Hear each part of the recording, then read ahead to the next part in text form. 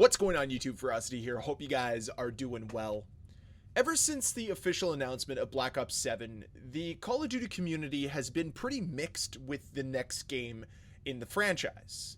Some people are a little underwhelmed, some people are cautiously optimistic, and some people obviously can't wait. It's Call of Duty. There's never going to be a general consensus, but for the most part, people are more like show me, don't tell me with this next title. And you're seeing a lot of negativity revolving around this game. And rightfully so. You know, we look at Black Ops 6 and a lot of us are underwhelmed. And we're hoping that changes are made with Black Ops 7. But no changes have been made to Black Ops 6 for its improvement. So what leads us to believe changes will be made to make Black Ops 7 as good as it can possibly be? And that's where we're at. So the community as a whole doesn't really have the best perception of Black Ops 7 right now. So let's change the discourse just a little bit. Let's, instead of criticizing a game we know very little about, instead of being apprehensive about this game, let's instead be a little optimistic. Let's live in a hypothetical world where Black Ops 7 is actually good. I know the concept is laughable. The idea of it is preposterous, considering all the evidence that is slapping us in the face contradicting that idea. But what if? Sometimes hypotheticals are fun, and I think they're fun in this case. So I want to hear from you guys down below. What do you think happens if Black Ops 7 is good? Does it vindicate Activision and their decision making? Does it make it so that more Call of Duties release back-to-back years so we can get a better follow-up to the original? That's really the question that's going to be placed here, because we don't really know what the future of Call of Duty is going to be. We can have a sense of it, like we're getting an Infinity Ward game in 2026. But are we getting an Infinity Ward game in 2027? Are we getting a Sledgehammer game in 2027? We don't know that. So we don't know what the future of Call of Duty holds. And I think whatever happens with Black Ops 7 will dictate what happens with the future of this franchise. So if Treyarch knocks it out of the park, they take all of the feedback that we've been giving them throughout Black Ops 6 and they improve it. They make better maps, they make better events, they make the game more engaging, but not just from a reward perspective. They make the gameplay more rewarding. They make the gameplay more engaging. Because right now, unless you really enjoy the brain rot aspects of Black Ops 6, the game's sort of boring. It really is. Because it's just the same thing over and over and over again, and there's no real strategy to what's going on. I'm not saying that Call of Duty has ever been this like cerebral game, but there used to be a method to the madness. Now it's just madness. And with that comes a gameplay experience that just rots you from within. It's not as good as it used to be. And I know that sounds like I'm old man yelling at clouds, but it's true. Like, I hear so much on the subreddit and Twitter about how Call of Duty just has nothing to do once you've completed the battle pass and once you've completed the events. And I'm sorry, but like, video games just used to have the video game that you could play. That was it. There wasn't events. There wasn't grinds for camos. It was just like, play the game. That's it. That's it. And a lot of us enjoyed that. Like, I always think back to Halo 3 that literally had no progression whatsoever. You earned XP, but it didn't matter. It didn't matter if you were a general or a brigadier or a captain. None of it mattered.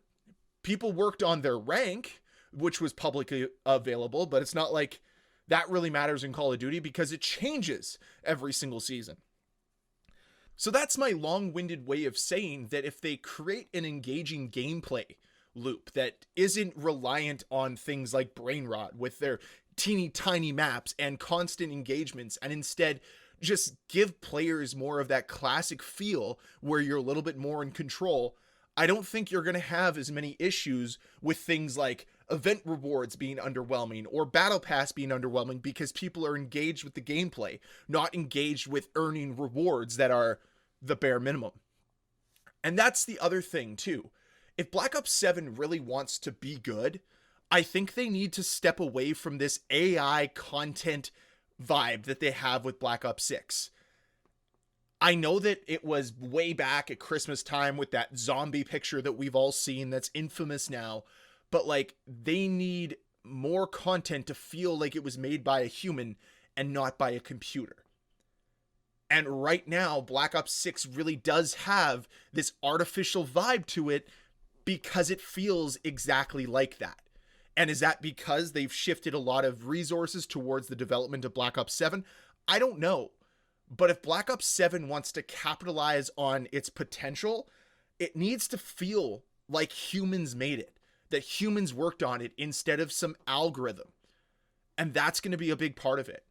And then, of course, if Black Ops 7 is going to be good, if it's actually going to be good, the servers need to improve. Flat out need to improve. Matchmaking needs to be a lot less rigged, a lot less random, and just feel like it's a little bit more authentic. Like, it just feels so counterproductive right now because it's almost predictable when you're going to have a good game and when you're going to have a bad game. And it just doesn't lead to the engaging experience that they want. I'm sure there's some metric that's telling them that what they're doing right now is working, but I don't think a lot of players see that. I think a lot of players are seeing the exact opposite, which is pushing them away from playing instead of towards playing. And then, of course, we can't mention Black Ops 7 being good without talking about the cheater problem. And we know the cheater problem is real in Call of Duty right now. There's no ifs, ands, or buts about it. So something needs to massively improve. And it's not just saying that there's going to be something that changes. They're going to actually have to follow through with it. Because we've only heard talk from them. We've only heard chatter. We never see actual results. So what does that mean? Does it mean more lawsuits? I'm 100% all for that. Does it mean potentially better monitoring? 100% I'm for that. Is it maybe the fact that you should stop trusting algorithms to do everything and maybe get people to manually review what is being sent in, which means they might just need better back-end capturing software to ensure what they're getting is going to be authentic. And honestly, anybody that streams that has cheats on and like are noticeably cheating, that should be like the easiest ban ever. And not just like ban them from playing your game, ban them from the entire platform.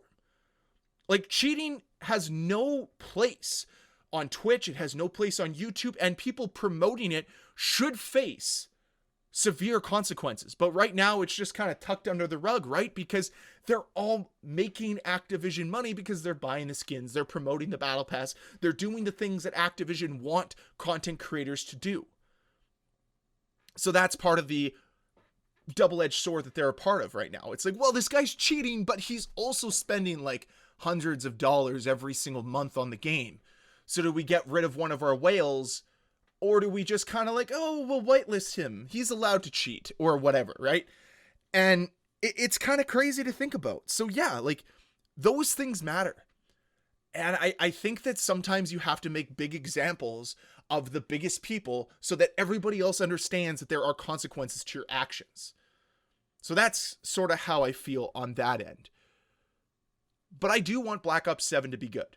I know that I criticize Call of Duty all the time, but it doesn't come from a place of hatred. It comes from a place of passion. And part of the issue I have right now with modern day Call of Duty is the fact that it feels like this community has more passion for the game than the developers do. And I'll kind of make this into a sports metaphor here. There's nothing worse than a fan feeling like they care more if the team wins and loses than the players themselves. And unfortunately, that's where we're at with Call of Duty. It feels like the fan base cares more whether this game is good or not than the developers themselves. All they're looking at is financials. They're not looking at the final product. And that's part of the issue. If Black Ops 7 has a chance to actually be good, they need to put gameplay experience at the forefront for players. They need to promote player experience. Make sure that quality of life fixes are there day one. Make sure that when they release new updates, they're not broken. If you have to delay updates, that's fine. People will understand. There's a reason why Season 3 is still heralded as Black Ops 6's best season. It's because they delayed it by 2 weeks and it released with little to no issue. And it brought Verdansk back. That was big. But it seems like everything that they've done since then has contradicted that decision. Why? Nobody cares when you actually release a season. It's not that big of a deal. I'm sure if you extended seasons by a couple extra days, a few more people would complete the battle pass. Oh no, that's terrible. I would far rather have seasons release and them just work day one than have to do all of this extra work after the fact.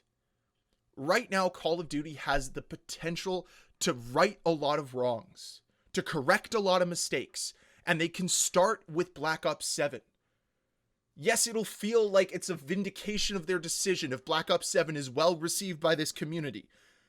But I don't care about that. I don't care how Activision feels. I just want to play a game that's good again. That's what I want. I want a game that is good.